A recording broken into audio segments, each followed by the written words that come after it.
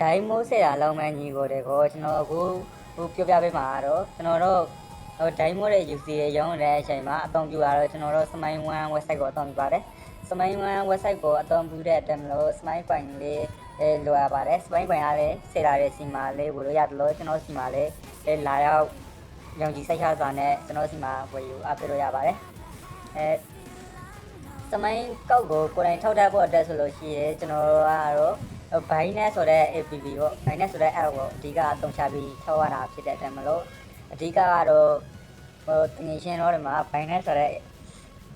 app ကို Binance ဆိုတဲ့ဟာကို KYC အောင်ထားခဲ့စမိုင်းကောက်ကိုလွယ်ကူစွာနဲ့ထောက်လို့ရမှာဖြစ်တဲ့အတွက်မလို့အခုအချိန်ကနေစာပြီး Play Store ကနေ Binance ကို download လုပ်ပြီးတော့ KYC တင်ထားရလဲအဆင်ပြေပါတယ်ကျွန်တော်စီမှာကောက်အကောက်တွေလည်းလာဖွင့်လို့ရပါတယ်ကျွန်တော်ကောက်အကောက်ဖွင့်ဖို့အတွက်တော့ကျွန်တော်အစင်းတော့တုံနဲ့ကျွန်တော်ကောက်အကောက်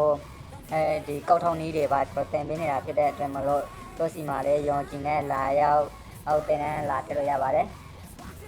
တန်းအသေးစိတ်ကိုမေးချင်လို့ရှိရင်ကျွန်တော်ရဲ့ Telegram ကိုလာခဲ့ပေးပါကျွန်တော်ကတော့ကြုံလာပြပါတယ်